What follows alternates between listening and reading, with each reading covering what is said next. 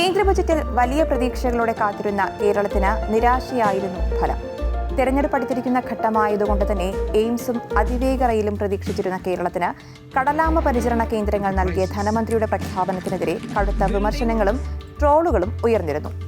ആമയുടെ സംരക്ഷണത്തിനും പരിചരണത്തിനുമപ്പുറം ഈ പ്രഖ്യാപനം കൊണ്ട് കേരളത്തിന് എന്തു നേട്ടം എന്നാണ് ഉയരുന്ന പ്രധാന ചോദ്യം. എന്നാൽ കടലാമയെ അങ്ങനെയങ്ങ് തള്ളിക്കളയണ്ട. കേരളത്തിന് പ്രതീക്ഷയ്ക്ക് വക നൽകുന്ന ചില ഘടകങ്ങൾ ഇതിന് പിന്നിലുണ്ട് എന്നതാണ് വസ്തുത.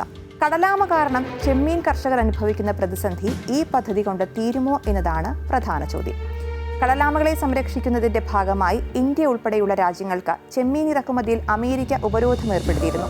സമുദ്രത്തിൽ ചെമ്മീൻ പിടിക്കുന്ന വലിയ വലകളിൽ കുടുങ്ങി കടലാമകൾ കൂട്ടത്തോടെ ചാവുന്നത് ചൂണ്ടിക്കാട്ടിയായിരുന്നു ഉപരോധം. കേന്ദ്ര ബജറ്റിൽ പ്രഖ്യാപിച്ച കടലാമ സംരക്ഷണ കേന്ദ്രം ലഭിക്കുകയാണെങ്കിൽ സംസ്ഥാനത്തിന് 2 തരത്തിലാകും നേട്ടമുണ്ടാവുക. ചെമ്മീൻ കയറ്റുമതിയിൽ അമേരിക്ക ഉൾപ്പെടെയുള്ള വികസിത രാജ്യങ്ങൾ കാണിക്കുന്ന വിമുഖത മാറും. ഇത് കേരളത്തിലേക്ക് കൂടുതൽ വിദേശ നാണ്യം എത്തിക്കാൻ ഇടയാക്കും. 2019 മുതൽ കടലാമകളെ സംരക്ഷിക്കുന്നില്ല എന്നതിന്റെ പേരിൽ കേരളത്തിൽ നിന്നുള്ള ചെമ്മീൻ അമേരിക്ക വിലക്കുന്നുണ്ട്. ചെമ്മീൻ വലയിൽ കുടുങ്ങി കടലാമകൾക്ക് നാശമുണ്ടാകുന്നു എന്നായിരുന്നു ആരോപണം. ഇതൊഴിവാക്കാൻ ടെഡ് അഥവാ ടർട്ടിൽ എക്സ്ക്ലൂഡർ ഡിവൈസ് വല ഉപയോഗിക്കണമെന്നും US നിഷ്കർഷിച്ചിരുന്നു. ചെമ്മീനെ വിഴുങ്ങാൻ വരുമ്പോൾ ട്രോൾ വലകളിൽ കുടുങ്ങി ശ്വാസം കിട്ടാതെ കടലാമകളുടെ ജീവന് ഭീഷണിയാകുന്നുവെന്നായിരുന്നു കണ്ടെത്തൽ. ചെമ്മീൻ പിടിക്കുമ്പോൾ ആമകൾക്ക് രക്ഷപ്പെടാൻ സഹായിക്കുന്ന ടർട്ടിൽ എക്സ്ക്ലൂഡർ ഡിവൈസുകൾ ഘടിപ്പിച്ച വലകൾ ഉപയോഗിക്കുന്ന രാജ്യങ്ങളിൽ നിന്ന് മാത്രമേ ചെമ്മീൻ വാങ്ങൂവെന്ന് അമേരിക്ക പ്രഖ്യാപിച്ചു. 2019 അമേരിക്ക ഏർപ്പെടുത്തിയ ഉപരോധം കാരണം ഇന്ത്യക്ക് പ്രതിവർഷം ഏകദേശം 2500 കോടി രൂപയുടെ നഷ്ടമാണ് സംഭവിക്കുന്നത്.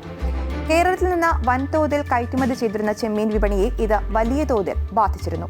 എന്നാൽ ഇത്തരം വലകളിലൂടെ മത്സ്യങ്ങളും രക്ഷപ്പെടുമെന്ന് വാദിച്ച് മത്സ്യത്തൊഴിലാളികൾ ഇതിനെ എതിർത്തിരുന്നു. കൊച്ചിയിലെ സെൻട്രൽ മറൈൻ ഇൻസ്റ്റിറ്റ്യൂട്ട് പുതിയ തരം ടെഡ് വികസിപ്പിച്ചെടുത്തിട്ടുണ്ട്. അതോടെ വലകളുടെ പ്രശ്നം പരിഹരിക്കാമെന്നാണ് റിപ്പോർട്ട്. ഒപ്പം അബദ്ധത്തിൽ പരിക്കുപറ്റുന്ന കടലാമകളെ സംരക്ഷിക്കാനും കേന്ദ്രത്തിലൂടെ കഴിയും. മാത്രമല്ല, സംരക്ഷണ കേന്ദ്രം കാണാനും ആമകളെ കാണാനുമായി ടൂറിസ്റ്റുകൾ എത്തുമെന്നതാണ് രണ്ടാമത്തെ നേട്ടം.